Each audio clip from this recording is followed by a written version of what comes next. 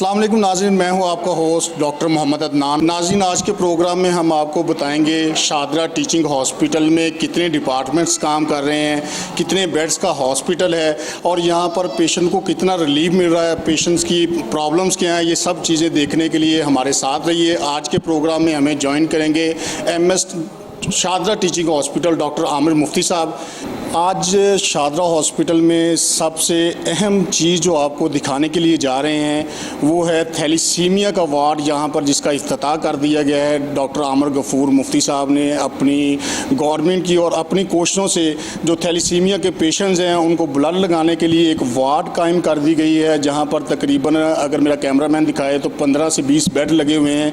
अब मेरे साथ आमिर मुफ्ती साहब मौजूद हैं, उनसे पूछते हैं कि ये थैलीसीमिया वार्ड उन्होंने बनाया तो इसका आउटपुट कितना और लोगों को इसमें कितना रिलीफ मिल रहा है। जी सर। जी, बिस्मिल्लाहिर्रहमानिर्रहीम। शुक्रिया। जिस तरह कि मैंने आपको बताया कि मेरे आने के बाद यहाँ पे थैलेसीमिया वार्ड की बात चल रही थी, लेकिन इसकी कंप्लीशन और इसको रनिंग में लाने के लिए हमें थोड़ी मेहनत करनी पड़ी। इसके लिए मैं अपने पीडियाट्रिशियन हमारे डॉक्टर फरियाद हैं जो उनका भी बड़ा शुक्रगुज़ार हूँ, और ये हमारी काविश हमारी अंजुमन बहबूद मरीज़ा और सोशल वेलफेयर डिपार्टमेंट का भी इसमें बराबर का हिस्सा है। लेकिन इसको हमने ऑर्गेनाइज़ किया, फर्स्ट इंस्टेंस पे हमने कोशिश की कि इसको चालू किया जाए, और अल्हम्दुलिल्लाह 2 सितंबर को VC साहब के इमा पे और VC साहब के हाथों हमने इसका इफ्तिताह कर दिया। ये यहाँ पे तकरीबन 10 से 12 बच्चे रोज़ाना थैलेसीमिया का इलाज हमसे लेके जाते हैं, और उसके लिए मैं आपको बताता चलूँ कि ब्लड वगैरह का अरेंजमेंट भी हम खुद करते हैं। हम बच्चों को या उनके लवाहिकीन को अपने साथ ब्लड नहीं लाना पड़ता, और उसके अलावा जो भी यहाँ पे मेडिसिन्स दरकार हों, जो भी ट्रीटमेंट होती है वो हम अपने सोर्सेज से ख़ुद जनरेट कर रहे हैं और इनको फैसिलिटेट कर रहे हैं। तो ये एक मेरा ख़्याल है कि इस इलाके के लोगों के लिए एक बहुत ही बेहतर इक़दाम है, और इसमें हमें डिपार्टमेंट ने भी हमें पूरी सपोर्ट दी, हमारी यूनिवर्सिटी ने हमें पूरी सपोर्ट दी, और अल्हम्दुलिल्लाह हम इस थैलेसीमिया वार्ड को कायम करने में कामयाब हो गए। आप ब्लड कहाँ से डोनेट करते हैं? जो ब्लड, क्योंकि आप बता रहे हैं कि लवाहकीन तो ब्लड देते नहीं, तो आप कहाँ से ब्लड जनरेट करते हैं? हम इस तरह करते हैं कि इसको जो जिस तरह सर्जरीज़ भी यहाँ पे होती हैं, हमारे यहाँ गायनी की सर्जरी होती है, दूसरी ऑर्थोपीडिक सर्जरी होती है और जनरल सर्जरी होती है। तो उनके फिर कुछ पेशेंट्स ऐसे होते हैं जिनमें ब्लड रिज़र्व के तौर पे रखा जाता है और वो इस्तेमाल नहीं होता, उन ब्लड को फिर हम यूटिलाइज़ करते हैं इन बच्चों के लिए। अच्छा, क्योंकि मैंने प्रोग्राम के स्टार्टिंग में जो इंट्रो दिया था वो यही बताया था कि आपको डिपार्टमेंट्स भी दिखाते, लेकिन आपका थैलेसीमिया का इक़दाम इतना अच्छा है कि प्रोग्राम ही वहीं से शुरू किया। आप मुझे बताइएगा कि शादरा हॉस्पिटल टोटल कितने बेड पर मुश्तमिल है, कब से इसकी बुनियाद रखी गई है और कितने डिपार्टमेंट्स यहाँ पर काम कर रहे हैं? शादरा हॉस्पिटल 2013 में इनाग्रेशन इसका किया गया था, और इसमें ये 300 बेड का इस हॉस्पिटल इसका डिज़ाइन बनाया गया था, लेकिन अभी ऑपरेटिव इसके 250 बेड्स हैं, और अभी इसमें कार्डियोलॉजी वार्ड और उसका इजाफ़ा होना बाकी है, न्यूरोसर्जरी का, तो हमारे 300 बेड हो जाएंगे। इसके लिए भी हमने होमवर्क शुरू कर दिया है, नक्शे बनवाने शुरू कर दिए हैं। दूसरा इसमें जो इम्पॉर्टेंट है वो हमारा ऑर्थोपेडिक्स का बड़ा अच्छा शोबा है, जिसको मेरे आने के बाद CPSP से एफिलिएशन मिली, और उसमें ख़ास तौर पे मैं अपने VC साहब प्रोफेसर खालिद मसूद गोंदल की एफ़र्ट्स को सराहता हूँ कि उन्होंने उसके लिए कोशिश की, और यूँ हमें CPSP से भी दर्जा मिल गया। हमारा गायनी वार्ड जो कि 24 घंटे ऑपरेशनल है, और यहाँ पे हमारे बड़े मुस्तहसन डॉक्टर्स मौजूद हैं। हमें गायनी से कभी भी कोई ऐसी शिकायत नहीं मौसूल हुई कि डॉक्टर अवेलेबल नहीं है या ऑपरेशन डिले हो रहा है या कोई जान के अननेसेसरी उनके साथ जिस तरह बाकी जगहों पे सुनने में आता है। अल्लाह का शुक्र है कि हमारा गायनी का शोबा भी बड़ा अच्छा ऑपरेट कर रहा है। सर्जरी, हमारे सर्जन जो हैं वो माशाल्लाह बहुत अच्छे हैं, लेकिन सर्जरी हमारी हमारी आप कह लें कि हम इससे भी ज़्यादा अच्छा परफॉर्म कर सकते हैं अगर हमें यहाँ पे उनकी बैकअप के लिए कुछ मज़ीद डॉक्टर्स, सर्जन्स, क्वालिफाइड सर्जन्स और PGRs वगैरह की हमें फैसिलिटी मिल जाए तो फिर हम इसको मज़ीद, इसके लिए भी मेरा ख़्याल है कि डिपार्टमेंट ने पहला स्टेप उठा लिया है और जो पोर्टल इन्होंने डिवाइस किया है अभी अपॉइंटमेंट्स के लिए, उस पे हमारी लिस्ट का नाम आ गया हुआ है और हमारे कंसल्टेंट सर्जन्स और उसके लिए उसमें नाम शामिल है। तो इंशाल्लाह ताला वो रिक्रूटमेंट का प्रोसेस पूरा होगा तो फिर हमें यहाँ पे इसके मामले में भी कमी किसी हद तक पूरी हो जाएगी। हमारा आउटडोर बहुत ज़्यादा पेशेंट आते हैं और आउटडोर के अंदर जो है हम लोग मेडिसिन, सर्जरी, कार्डियोलॉजी की भी कवर दे रहे हैं, लेकिन कार्डियोलॉजी सिर्फ आउटडोर के हद तक है क्योंकि कार्डियोलॉजी वार्ड अभी बनना बाकी है और कार्डियोलॉजी वार्ड बन जाएगा तो फिर हम कार्डियोलॉजिस्ट की भी पूरी मुकम्मल सर्विसेज हासिल कर लेंगे। हमारे पास नर्सरी वार्ड भी है, हमारे पास पीडियाट्रिक वार्ड बहुत स्ट्रॉन्ग है, पीडियाट्रिक सर्जरी नहीं, पीडियाट्रिक मेडिसिन, और पीडियाट्रिक मेडिसिन में हमारे जो पीडियाट्रिशियन हैं उनकी वजह से हम 24/7 कवर दे रहे हैं और अल्हम्दुलिल्लाह कोशिश यही होती है कि यहाँ से कोई पेशेंट रेफ़र ना किया जाए अनलेस के कोई बहुत ही ऐसा पेशेंट हो जो कि किसी बड़े अस्पताल में पीडियाट्रिक उसको ज़रूरत पड़े, अदरवाइज़ हम पीडियाट्रिक खुद डील कर रहे हैं। आपको पीडियाट्रिक डिपार्टमेंट्स कितने बेड्स पर मुश्तमिल है और इसकी एमरजेंसी कितने बेड्स पर मुश्तमिल है? एमरजेंसी में पीडियाट्रिक एमरजेंसी में 10 बेड हैं और इसी तरह 10 बेड हमारे वार्ड के हैं और 10 ये थैलेसीमिया ऐड हो गया, तो अब हमारा पीडियाट्रिक जो वार्ड है वो 30 तक चला गया है। और अगर इसमें हम इन्फेंट वार्ड जो या बच्चों के साथ नर्सरी का अटैच होता है गायनी के साथ, उसको भी शामिल कर लें तो फिर हमारे तकरीबन 40 के करीब बेड हो जाते हैं। और गायनी वार्ड जो है वो कितने बेड्स पर मुश्तमिल है? गायनी वार्ड जो है उसके भी 2 हिस्से हैं, गायनी एमरजेंसी जो कि वार्ड के अंदर ही हमने कायम की हुई है और वार्ड इटसेल्फ, तो हमारे पास 15 से 20 का गुंजाइश हर वक्त मौजूद रहती है और सर्विसेज 24/7 दे रहे हैं। सर्जरी, सिजेरियंस और लेबर पे जो है वो हम 24/7 ही कर रहे हैं और प्रॉबेबली गायनी वार्ड भी हमारा जो है वो इतनी ही सर्विस आधा हमारा कह लें पेशेंट का लोड गायनी वालों ने उठाया होता है।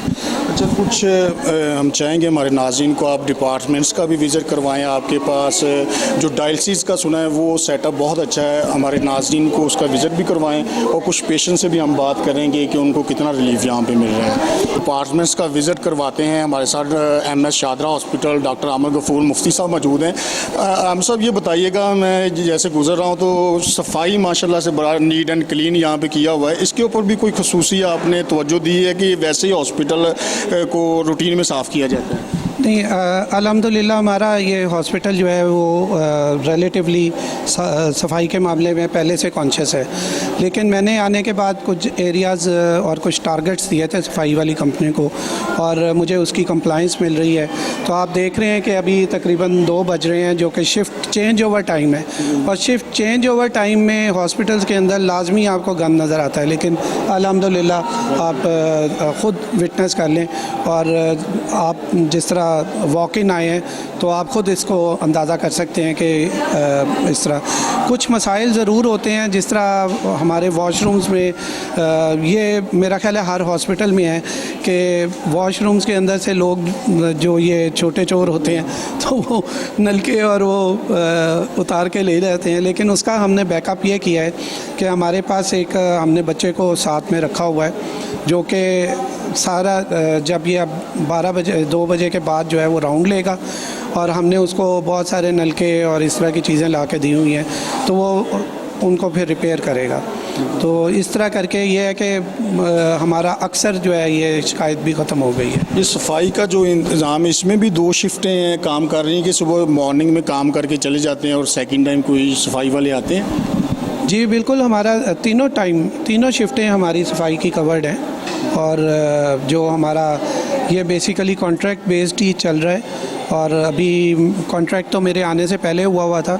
अब जो नया कॉन्ट्रैक्ट करने लगे हैं उसमें हम इसमें मज़ीद कुछ ऐसी शिकें डाल रही हैं कि हमारा अगर कोई थोड़ा बहुत है भी अगर तो वो भी कवर हो जाए, कोई अगर हमारी मिसिंग है भी तो वो भी कवर हो जाए। जी नाज़रीन, हमारे साथ रहिएगा। बस हम डायलिसिस वार्ड के पास हैं, आपको डायलिसिस वार्ड में मरीज़ों से बात भी करते हैं और दिखाते हैं कि किस तरह से पेशेंट को डायलिसिस सेंटर में रिलीफ दिया जा रहा है। हमारे साथ रहें। नाज़रीन, हम इस वक्त डायलिसिस वार्ड में पहुंच चुके हैं शादरा हॉस्पिटल की, और एमएस साहब से जानते हैं कि शादरा हॉस्पिटल का जो डायलिसिस सेंटर है कितने बेड्स पर मुश्तमिल है और कितने पर डे तकरीबन पेशेंट यहाँ पर जिनको डायलिसिस किया जा रहा है। जी सर बताइए। जी, शादरा में इस वक्त जो हमारे पास डायलिसिस का सेटअप है ये 40 बेड्स का है और हम 3 शिफ्टों में इसको चला रहे हैं।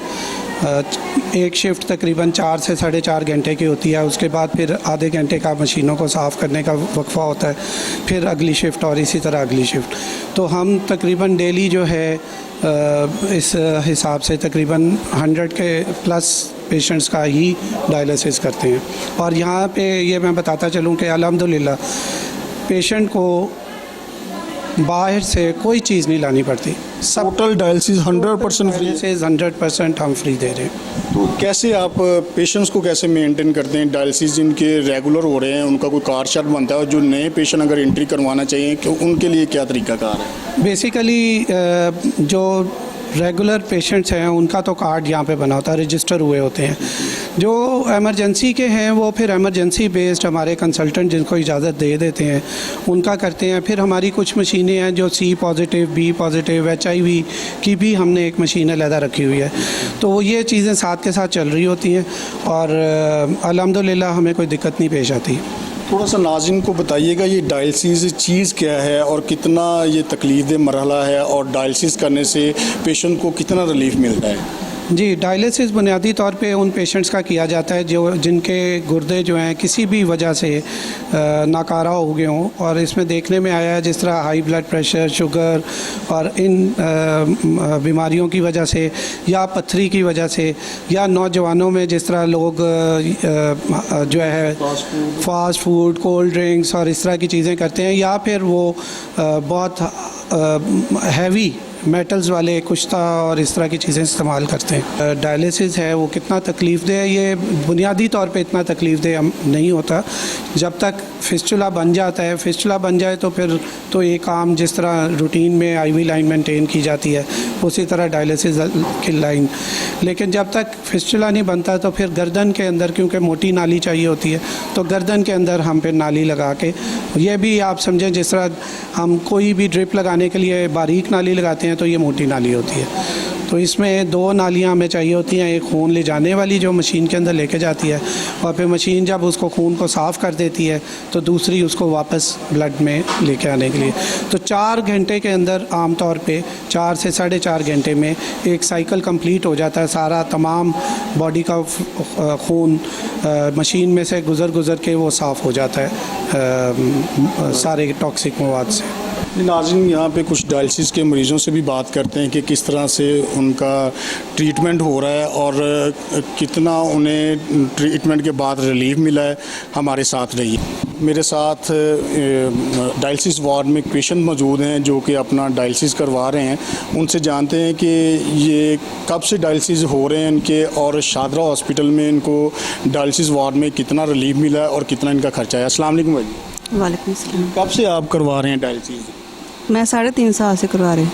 इसी शादरा हॉस्पिटल से करवा रहे हैं, कहीं और से करवा रहे थे पहले मैंने गोशी शिफा से करवाया था, अब इधर से करवा रही हूँ। तो कितना खर्चा आया आपका एक डायलिसिस पे यहाँ पे? ये तो फ्री हो रहे हैं ना इधर। मुकम्मल फ्री है? हाँ जी। ठीक है। तो किस तरह से डॉक्टर ने ट्रीट किया आपको, आपका ख्याल रखा है, कुछ स्टाफ ने किस तरह से आपका बिहेव है? नहीं, बहुत अच्छा स्टाफ ही बहुत अच्छा है, डॉक्टर भी बहुत अच्छा है। क्यों आप डायलिसिस करवा रहे हैं? क्या हुआ आपकी किडनी को? क्या डॉक्टर्स ने बताया आपको? ना गुर्दे शिलंग हो गए थे तो डायलिसिस करवा रहे थे। तो कितना तकलीफ है अमले भाजी, ये जब डायलिसिस करवाते हैं तो कितनी तकलीफ होती है, और डायलिसिस करवाने के बाद आपको कितना रिलीफ मिलता है? नहीं, डायलिसिस ठीक हो जाते हैं, लेकिन बाद में एंड में थोड़ा BP का कोई मसला होता है, बाकी ठीक है, शुक्र है अल्लाह का। कितनी देर के बाद करवाते हैं आप डायलिसिस? हफ्ते में 2 बार। हफ्ते में 2 बार। जी बिल्कुल, पेशेंट्स का ये कहना था यहाँ पे डायलिसिस हमारा टोटल फ्री हुए हैं और डॉक्टर्स बड़े अच्छे से ट्रीट कर रहे हैं। अब किसी और पेशेंट से भी बात करते हैं और उनसे पूछते हैं कि किस तरह से उनको ट्रीट किया गया है। कैसे हैं आप? अल्लाह का शुक्र है, हो गए हैं डायलिसिस आपके? हो रहे हैं। कब से करवा रहे हैं? हो गए 6 साल। हाँ जी, 6 साल हो 6 साल तो शादरा हॉस्पिटल तो कितनी देर तो डायलिसिस करवा रहे हैं? 3 साल इतने हो गए। 3 हो साल गए। तो कितने पैसे लगे ने ਤੁਹਾਡੇ डायलिसिस करवाने ਦੇ? कोई पैसा नहीं लगा। बिल्कुल फ्री हो रहा है। कोई दिक्कत नहीं पेश आती जो आते स्टाफ की या अमले की? कोई दिक्कत नहीं पेश आती? कोई अच्छे दिक्कत तरीके ਨਾਲ ट्रीटमेंट हाँ जी, अल्लाह ਕੋਈ ਮੈਸੇਜ ਦੇਣਾ ਚਾਹੋ ਤੁਸੀਂ ਸਾਡੀ ਨੌਜਵਾਨ ਨਸਲ ਨੂੰ? ਕਹਿੰਦੇ ਨੇ ਕਿ ਬਾਹਰ ਦੇ ਖਾਣੇ ਖਾਈਏ ਤੇ ਡਾਇਲਿਸਿਸ ਦਾ ਮਸਲਾ ਬਣ ਜਾਂਦਾ ਹੈ, ਤੇ ਕੋਈ ਸਾਡੀ ਨੌਜਵਾਨ ਨਸਲ ਨੂੰ ਕੋਈ ਪੈਗਾਮ ਦੇਣਾ ਚਾਹੁੰਦੇ ਡਾਇਲਿਸਿਸ ਦੇ ਬਾਰੇ? डायलिसिस दे बीपी हाई होया ते हो गए ने। असी तो कोई खाने खुने नहीं खाते बाहर दे। वैसे खाना जेडे घर दे ने वो तो घर दे ही नहीं ना खाने। शुगर भी है आपको? नहीं। जी बिल्कुल, पेशेंट्स का ये कहना था कि हमें 100% एक तो डायलिसिस यहाँ पर फ्री हो रहे हैं और दूसरा जो अमला है, डॉक्टर्स हैं, वो भी बहुत अच्छा कोऑपरेट कर रहे हैं। अब कुछ और डिपार्टमेंट्स का आपको विज़िट करवाते हैं, हमारे साथ रहिए।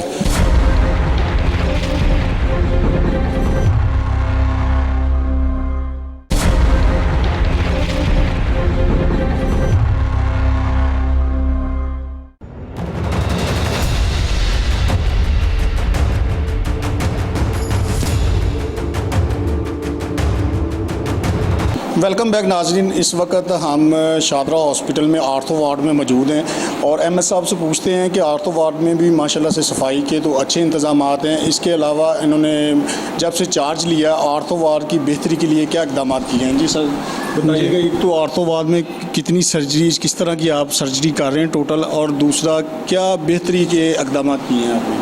जी, ऑर्थो वार्ड अल्हम्दुलिल्लाह हमारी मेरे आने के बाद और स्पेशल जिस तरह मैंने पहले भी बताया है वीसी साहब की काविश के बुनियाद पे हमें सीपीएसपी ने रजिस्टर कर लिया है और ये अब हमारा बाकायदा एक टीचिंग पोस्ट ग्रेजुएशन टीचिंग का भी वार्ड बन चुका है और ये एक हमारी बहुत बड़ी अचीवमेंट है कि हम सीपीएसपी से रजिस्टर्ड ऑर्थोपेडिक्स डिपार्टमेंट हैं। दूसरा ये कि आपने पूछा कि यहाँ सर्जरी किस लेवल की हो रही है, तो अल्हम्दुलिल्लाह हम बड़े अच्छे लेवल की सर्जरी कर रहे हैं। हमारे पास सी आर्म भी है और हमारे जो कंसल्टेंट ऑर्थोपेडिक्स सर्जन हैं वो सऊदीया में काफ़ी अर्सा काम करके आए हैं, तो वो सर्जरी जिस तरह नी की आर्थोप्लास्टी है वो तक हम यहाँ पे परफॉर्म कर रहे हैं और उन्होंने ये केसेस यहाँ पे शादरा हॉस्पिटल में ही अंजाम दिए हैं। तो हमारी डॉक्टर साहिबा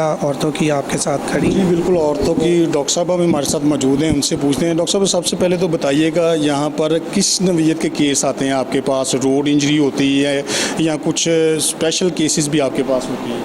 जी, यहाँ पे हमारे पास जो है वो रोड ट्रैफिक एक्सीडेंट के केसेस भी आते हैं, स्पेशल केसेस भी आते हैं, जैसे बोन ट्यूमर्स होती हैं और ट्रॉमा के साथ, ट्रीवियल ट्रॉमास के साथ पेशेंट आते हैं। और सर्जरीज़ भी यहाँ पे जैसे कि सर ने बताया कि आर्थ्रोस्कोपी तक जो है वो हो रही है। सर जो हैं वो माशाल्लाह से जो है बड़ी अच्छी सर्जरीज़ जो हैं वो परफॉर्म करते हैं और पेशेंट जो है उसका आउटकम भी बहुत अच्छा होता है। नंबर ऑफ़ पेशेंट्स क्या हैं पर मंथ या पर वीक? आपके सर्जरी कितनी हो जाती है? पर वीक हमारे पास जो है ऑलमोस्ट 8 to 12 केसेस जो है ना वो इस वक्त हमारे पास हो रहे हैं और इससे ज़्यादा भी हो जाते हैं बाज़ दफ़ा। तो ये है कि ओवरऑल जो है वो पेशेंट नंबर जो है वो आपको डाटा जो है वो सिस्टर से प्रोवाइड हो जाएगा, मिल जाएगा, लेकिन ये है कि अभी केसेस जो हैं वो हमारे पास एडमिट होते हैं और सर्जरीज होती हैं within a week. Sir मुझे ये बताइएगा आपकी वार्ड में टोटल कितने बेड्स हैं और क्या बेहतरी की ज़रूरत है अभी मज़ीद जो गवर्नमेंट चाहे जो पेशेंट को रिलीफ देने के लिए आर्थो वार्ड? टोटल 20 बेड्स हैं और बाकी है कि फ़िलहाल जिस तरह का सेटअप है उस लिहाज से जो है वो काफ़ी अच्छा काम हो रहा है यहाँ पे। और अभी जैसे सर ने बताया कि सीपीएसपी से अप्रूव भी हुआ है और अप्रूव होने के बाद जो है वो अब मज़ीद जो है वो डॉक्टर्स आएंगे, पीजीआर्स आएंगे, तो ज़्यादा जो है वो अच्छे पेशेंट केयर की तरफ जो है वो हम जा सकते हैं। एमरजेंसी आर्थो की आपकी 24/7 काम कर रही है? जी जी, एमरजेंसी काम। एमरजेंसी में सर्जरीज होती हैं जो रोड एक्सीडेंट हैं दूसरी? एमरजेंसी में केसेस आते हैं और जो केस एडमिट करने वाला होता है उसे हम उस वक्त एडमिट करके फिर लिस्ट पे सर्जरी करते हैं। अच्छा, मुझे एक यहाँ पे नाज़रीन के लिए सवाल करना चाहूँगा। आजकल बच्चों में भी बहुत ज़्यादा हड्डियों के मसाइल आ रहे हैं और स्पेशली फ़ीमेल जो हमल के दौरान और प्रेगनेंसी के बाद भी ना आफ्टर पोस्ट ऑप उनको बड़े मसले मसाइल आते हैं। इसकी क्या खास वजह है जो बच्चों में ही शुरू में ही हड्डियों के मसाइल पैदा होते हैं? न्यूट्रिशनल डेफिशिएंसीज भी होती हैं। जो है वो हमारी जिस तरह की सोसाइटी है इसमें बहुत ज़्यादा जो है वो इतना अच्छा जो है वो पेशेंट्स का वो लेवल नहीं होता न्यूट्रिशन का। उस वजह से प्रेग्नेंट लेडीज़ में और बच्चों में ये जो है वो मसले कैल्शियम विटामिन डी की डेफिशिएंसी की वजह से भी आते हैं। सूरज की जो किरणें कहते हैं विटामिन डी उनसे मिलता है, वो किस वक्त लेनी चाहिए और कितनी मकदार में लें जिससे विटामिन D3 नेचुरली तौर पे इंसान ले? सन एक्सपोजर जो है वो मॉर्निंग में और जो जिस वक्त इवनिंग का टाइम होता है उस टाइम अगर पेशेंट जो है वो ले तो इनफ होता है। जी बिल्कुल, डॉक्टर साहिबा का यही कहना था कि हमारे पास 24/7 एमरजेंसी भी काम कर रही है। दूसरा उन्होंने बताया कि बच्चों को और फीमेल को स्पेशली जो हड्डियों के मसाइल हो रहे हैं उनमें विटामिन D3 की कमी एक बड़ी वजह है, जिसके लिए आप प्रॉपर तौर पर डाइट लें और सूरज की जो किरणें हैं वो लें तो काफ़ी अफाका हो सकता है। अब आपको मज़ीद जो डिपार्टमेंट्स हैं, पीस डिपार्टमेंट्स या गायनी, वहाँ पे लेके चलते हैं और दिखाते हैं कि शादरा हॉस्पिटल में वहाँ पर पेशेंट्स को किस तरह से ट्रीट किया जा रहा है। हमारे साथ रहिए। नाज़रीन, आपको शादरा हॉस्पिटल डेंगू वार्ड का विज़िट करवाते हैं और डॉक्टर साहब से सबसे पहले पूछते हैं कि ये डेंगू है क्या और बदलते मौसम के साथ डेंगू के मरीज़ों में जो इजाफा हो रहा है इसकी क्या वजूहात हैं और कौन सी एहतियाती तदाबीर की जाएँ जिससे डेंगू से बचा जा सके। ये डॉक्टर साहब सबसे पहले बताइएगा ये डेंगू कैसे होता है, इसकी तशख़ीस कैसे की जाए, सबसे पहले तो ये बताइए। जी, बुनियादी तौर पे इसके दो कंपोनेंट्स पे बात करता हूँ मैं आपकी कि डेंगू बुखार जो है वो बुनियादी तौर पे एक वायरस की वजह से फैलता है और ये वायरस मॉस्किटोज़ यानी मच्छरों के ज़रिए एक मरीज़ से दूसरे नॉर्मल इंसान में शिफ्ट होता है और फिर उधर अपनी तबाहकारी फैलाता है। डेंगू फीवर जो है वो आम तौर पे 6 दिनों पे मुहित है और इसके अंदर जो बुनियादी अमल पेश आता है वो ये है कि जो हमारी खून की नालियाँ हैं उसमें से पानी और प्लेटलेट्स रिसना शुरू हो जाता है जिस्म के दूसरे हिस्सों में, और अगर वो ज़्यादा रिस जाए, प्लेटलेट बहुत लो हो जाएं, पानी की कमी ब्लड के अंदर हो जाए और बाहर पेट में चला जाए हो तो फिर वो ख़तरनाक भी हो जाता है। अल्हम्दुलिल्लाह अभी तक हमें यहाँ पे ऐसा सीरियस पेशेंट नहीं मिला, ऑल्दो के हमारे पास 8 बेड हमने मुख्तस किए हुए हैं सीरियस पेशेंट के, लेकिन अभी तक इस सीज़न में हमें सीरियस पेशेंट नहीं दाखिल करने पड़े। डेंगू के बुखार के अंदर जो बेसिकली हमने करना होता है अपने लेवल पे वो तो है हमने मच्छर की अफजाइश से बचना है और वो हम सब की रिस्पॉन्सिबिलिटी है बहैसियत मुआशरा, बहैसियत तमाम जो हमारे इलाके में सिटीज़न हैं उन सब की ज़िम्मेदारी बनती है कि वो मच्छर की अफजाइश को रोकें। और उसको रोकने के 2 तरीके हैं। एक तो ये कि कहीं पानी खड़ा ना होने दिया जाए, जिस तरह बारिश होती है फ़ौरन बारिश के पानी को निकाल दिया जाए। कहीं पे ऐसा बर्तन या कोई ऐसी चीज़ ना हो जिसमें पानी इकट्ठा रहे और फिर वहाँ पे मच्छर अफजाइश कर जाए। जिस तरह के घरों के अंदर फ्रिज के ट्रे हैं वो उस पर आम तौर पे हमारी नज़र नहीं जाती, लेकिन आप वो एक आदत बना लें कि हर दूसरे तीसरे दिन फ्रिज के ट्रे में से पानी को साफ़ करें और मच्छर की अफजाइश को रोकें। इसी तरह हमारे बहुत से घरों में वाटर कूलर लगे हुए हैं तो उनके जो टब्स हैं उसके अंदर पानी इकट्ठा हुआ होता है, उसमें मच्छर पैदा होता है। या फिर छतों पे बर्तन वगैरह पड़े होते हैं, उनको अगर आपको ज़रूरत के हैं तो उनको उल्टा करके रखें और अगर ज़रूरत के नहीं है तो तल्फ़ कर दें और उसमें पानी ना इकट्ठे होने दें। फिर इसी तरह अक्सर लोगों ने परिंदों के लिए पानी का ऊपर बंदोबस्त किया होता है, बर्तन रखा होता है, वो बर्तन भी हर रोज़ उसमें पानी बदलें। हम अक्सर पानी डाल के भूल जाते हैं और फिर 3-4 दिनों बाद दोबारा डालते हैं। आप परिंदों को अगर आप गर्मी में पानी पिलाना चाहते हैं तो कोई ऐसा हर्ज नहीं है, लेकिन उसका पानी बदलना बहुत ज़रूरी है। फ्रीक्वेंट पानी उसमें बदलें ताकि मच्छर उसमें अफजाइश ना पा सके। तो ये तो वो तरीके हैं जिनसे हम डेंगू के मच्छर की अफजाइश को रोक सकते हैं।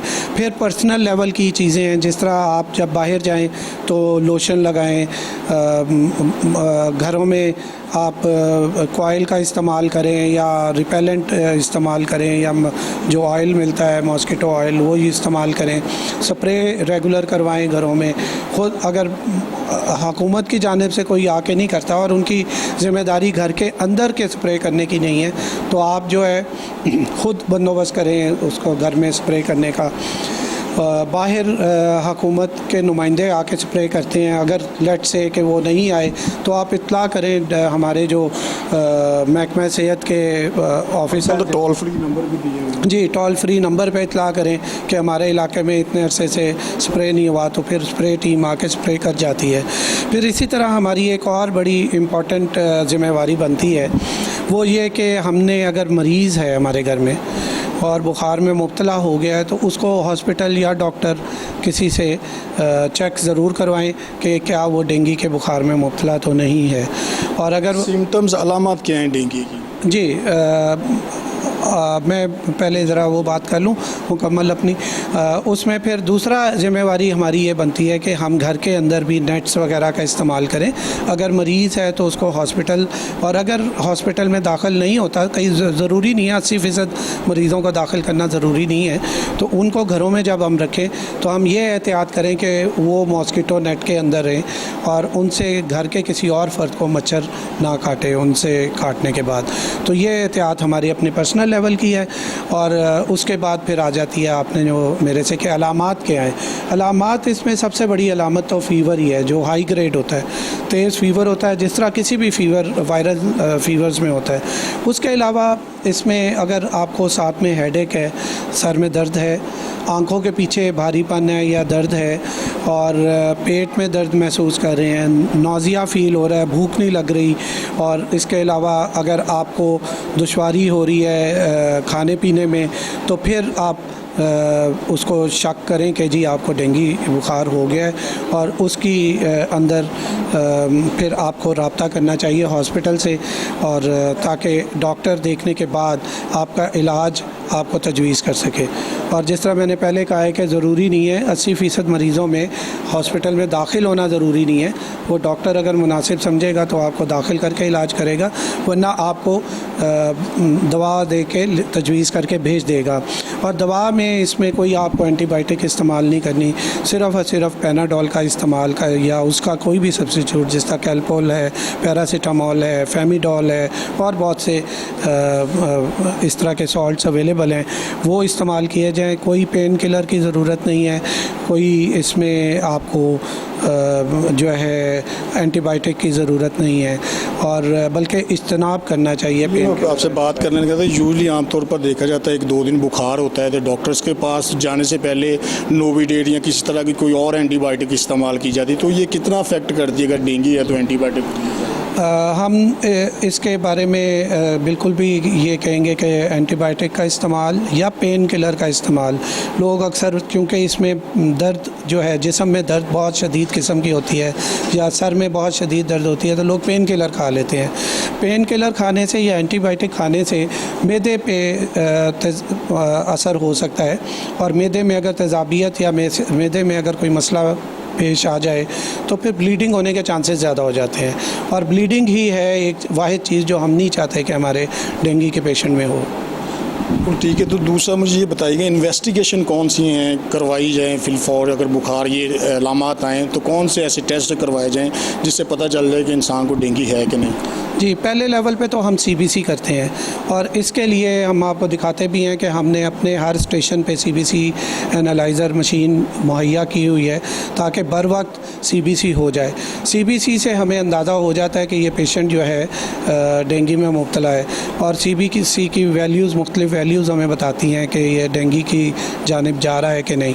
फिर दूसरी चीज़ ये है कि CBC हम सीरियल करते हैं, यानी कि एडमिटेड पेशेंट का तो सुबह शाम करते हैं, और अगर आउटडोर है तो वो उनको हम तजवीज़ करते हैं कि आप अगले दिन भी करवाएं।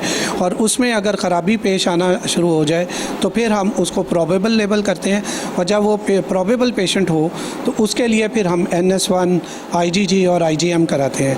NS1 जो है वो आमतौर पे शुरू टाइम से ही पॉजिटिव हो जाता है, लेकिन चूँकि वो ज़रा महंगा टेस्ट है तो इसलिए NS1 हम प्रोबेबल केसेस पे करते हैं, और अगर वो पॉजिटिव आ जाए तो फिर हम उसको बाकायदा डेंगू लेबल करके डेंगू के हिसाब से उसका इलाज करते हैं। शादरा हॉस्पिटल में कितने बेड मुख्तस किए गए हैं डेंगू के मरीज़ों के इसके लिए, और कितने % जो पेशेंट हैं उनको मेडिसिन फ्री दी जा रही है? इस वक्त शादरा हॉस्पिटल में 38 बेड हमारे मुख्तस हैं, जिसमें ऑक्यूपेंसी हमारी एवरेज में पहले 10 पेशेंट की जा रही थी, अब कुछ 3-4 दिनों से ये 14 और 15 के करीब आ गई है। तो हमने इसलिए एक और वार्ड का इजाफ़ा करके तो हमने 30 बेड का इंतज़ाम कर लिया हुआ है। इसके अलावा हमारे पास जो सीरियस पेशेंट हो जाएगा, अल्लाह ना करे, जो कि अभी तक रिपोर्ट नहीं हुआ, उसके लिए 8 बेड मुख्तस हैं। और इसके अलावा फिर हमने जो अगला रैंप अप प्लान है वो भी हमने सोचा हुआ है कि मज़ीद किसी वार्ड को खाली करना पड़ा तो वो भी हम कर लेंगे।